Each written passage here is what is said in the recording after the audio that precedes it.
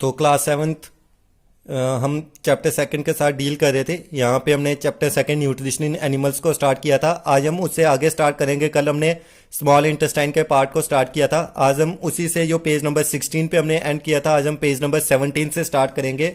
The partially digested food now reaches the lower part of the small intestine where the intestinal juice complex completes the digestion of all components of the food. तो उन्होंने बोला कि जो खाना partially digested हुआ होता है, मतलब जो स्टमक से टूटा हुआ होता है या माउथ से ब्रेक डाउन होकर आता है, वो कहां पे रीच करता है? स्मॉल इंटेस्टाइन में रीच करता है। यहां पे आके इंटेस्टाइनल जूस की मदद से वो खाना बिल्कुल अपने सिंपल कंपोनेंट्स में क्या हो जाता है? ब्रेक डाउन हो जाता है।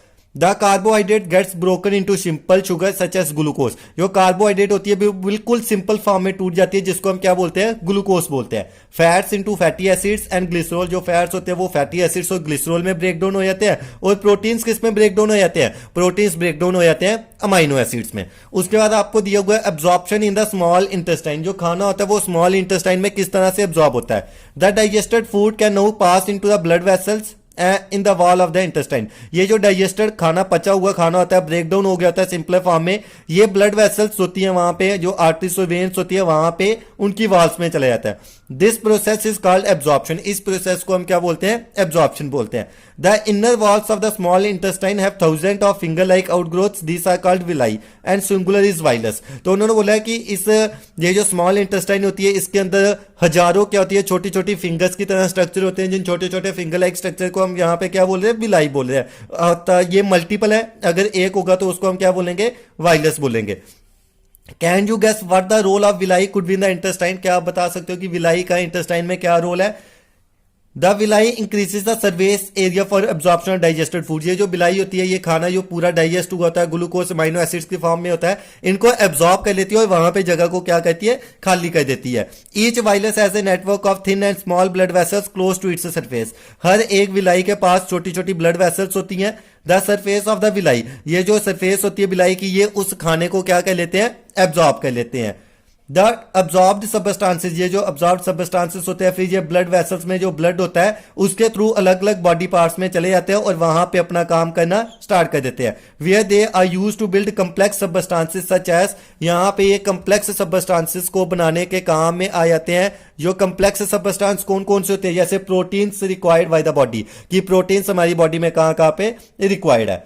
This is called assimilation. इसको हम क्या बोलते हैं? एसेमिलेशन बोलते हैं। In the cells glucose break down with the help of, हमारी बॉडी में जो सेल्स होते हैं वहां पे जो ग्लूकोज होता है वो टूट जाता है ऑक्सीजन की मदद से, किसमें? कार्बन डाइऑक्साइड और वाटर में, और फिर एनर्जी को वहां पे क्या करता है? रिलीज कर देता है। The food that remains undigested unabsorbed enters in the large intestine. जो खाना एब्जॉर्ब नहीं होता है वो कहां पे चला जाता है? लार्ज इंटेस्टाइन में चला जाता है। उसके बाद आपका आ जाएगा large intestine. The large intestine is wider and shorter than small intestine. जो लार्ज इंटेस्टाइन है वो चौड़ी होती है पर छोटी होती है किससे? स्मॉल इंटेस्टाइन से। It is about 1.5 metre in length. ये 1.5 मीटर है लेंथ में।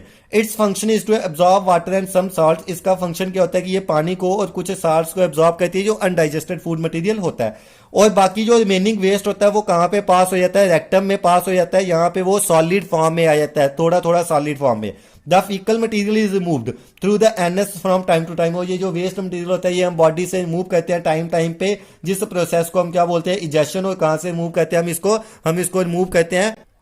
तो पेज नंबर 16 के ऊपर आपको एक पैराग्राफ दिया था। The working of the stomach was discovered by a strange accident. तो जो स्टमक का काम था वो एक एक्सीडेंट के दौरान, मतलब कि कोई कामकाज किया जा रहा था और अचानक वहां से फंक्शन निकल के आ गया। In 1822 a man named Alexis Saint Martin was badly hit by a shotgun. The bullet had seriously damage the chest wall and made a hole in his stomach. तो उन्होंने बोला 1822 में क्या हुआ था? एक इंसान था जिसका नाम अलेक्सिस सेंट मार्टिन था, उसको किसी ने गन मार दी थी और उससे उसकी चेस्ट की जो दीवार थी उसमें छोटा सा होल हो गया था उसके स्टमक में।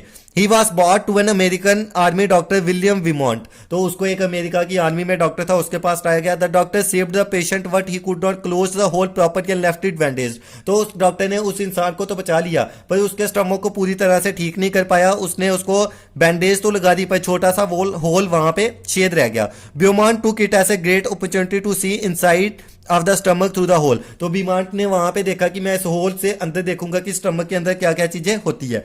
ही मेड सम वंडरफुल ऑब्जर्वेशंस, तो उसने वहां पे कुछ बड़ी अच्छी ऑब्जर्वेशंस की। Beaumont found that the stomach was churning food, Beaumont ने देखा कि स्टमक खाने को क्या कर रहा है, तोड़ रहा है।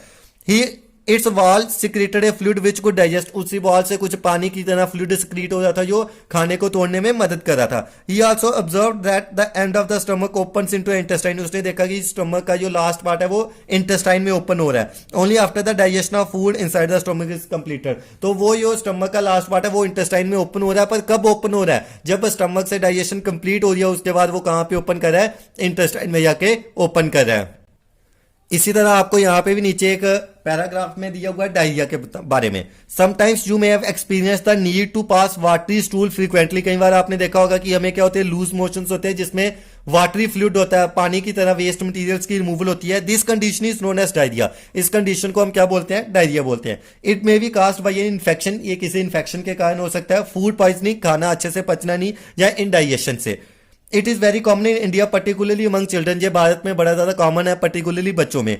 Under severe condition it can be fatal, कई कंडीशन में ये नुकसानदायक भी होता है। This is because of the excessive loss of water, ये कब होता है, जब हमारी बॉडी से ज्यादा पानी या साल्ट जो हमारी बॉडी में होते हैं उसका रिमूव हो जाते हैं। Diarrhoea should not be neglected, इसको सिंपल नहीं लेना चाहिए, इसको अच्छे से ट्रीटमेंट करवानी चाहिए। Even before A doctor is consulted, doctor को कंसल्ट करने से पहले पेशेंट को बॉइल्ड और ठंडा पानी, उसमें नमक और शुगर को डाल के पीना चाहिए। This is called oral rehydration system. जब आप डॉक्टर के पास जाते हो तो डॉक्टर आपको क्या प्रिस्क्राइब करता है, ORS देता है, तो ORS इसी को प्रिवेंट करने के लिए होता है।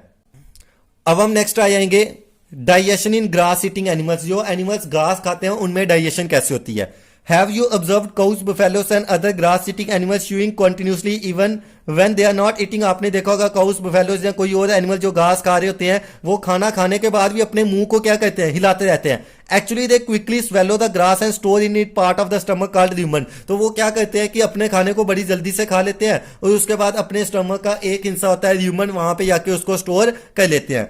हियर द फूड गेट्स, यहाँ पे जो खाना होता है उसको क्या होता है, हियर द फूड गेट्स, यहाँ पे जो खाना होता है वो पार्शली डाइजेस्टेड, थोड़ा सा डाइजेस्ट हुआ होता है और उस थोड़े से डाइजेस्ट खाने को हम क्या बोलते हैं, कड बोलते हैं। What later the cud returns to the mouth in small lumps and the animal chews it, और बाद में ये जो कड होता है ये थोड़ा थोड़ा करके छोटे छोटे टुकड़ों में एनिमल के माउथ में आ जाता है और एनिमल उसको चबाना स्टार्ट कर देता है। This process is called rumination, इस प्रोसेस को हम क्या बोलते हैं, र्यूमिनेशन बोलते हैं। And these animals are called ruminants, और इन एनिमल्स को हम क्या बोलते हैं, र्यूमिनेट्स बोलते हैं। The grass is rich in cellulose, ये जो घास होता है ये सेलुलोस में रिच होता है। सेलुलोस क्या होता है, एक प्रकार का कार्बोहाइड्रेट होता है। Many animals including humans can not digest cellulose, ज्यादातर जो जानवर हैं जिसमें हम भी आते हैं, ह्यूमंस भी आते हैं, वो इस सेलुलोस को नहीं खा पाते हैं। तो ऊपर आपको पहली wants to know why this animals can not chew food properly at the time they take in it, तो पहली ये जानना चाहते हैं कि जब जो जानवर खाना अपनी बॉडी के अंदर ले रहे होते हैं उसी टाइम उसको पूरा क्यों नहीं खा पाते हैं। Boojho wants to know why we can not digest cellulose like cattle do, Boojho ये जानना चाहता है कि हम सेलुलोस को क्यों नहीं डाइजेस्ट कर पाते हैं जैसे जानवर कर पाते हैं।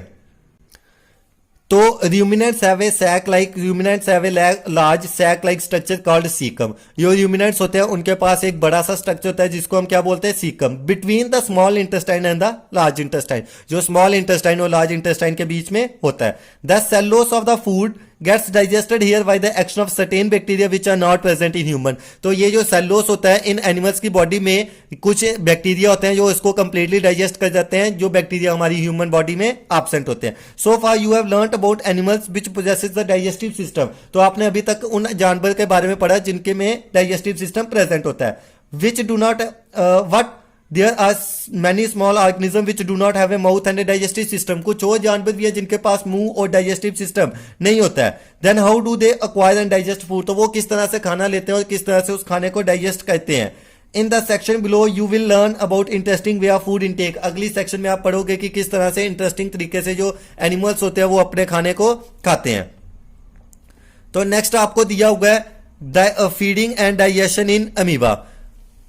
Amoeba is a microscopic single celled organism, amoeba एक छोटा सा सिंगल सेल ऑर्गेनिज्म है, फाउंड इन पॉन्ड वाटर, जो तालाब के पानी में पाया जाता है। Amoeba has a cell membrane, जैसे आपको दिखाई दे रहा है अमीबा की क्या होती है, सेल मेम्ब्रेन जो बाहर वाली होती है, यहाँ पे ये जो लास्ट वाली कवरिंग है जो बड़ी ब्लैक लाइन में बनाई हुई है।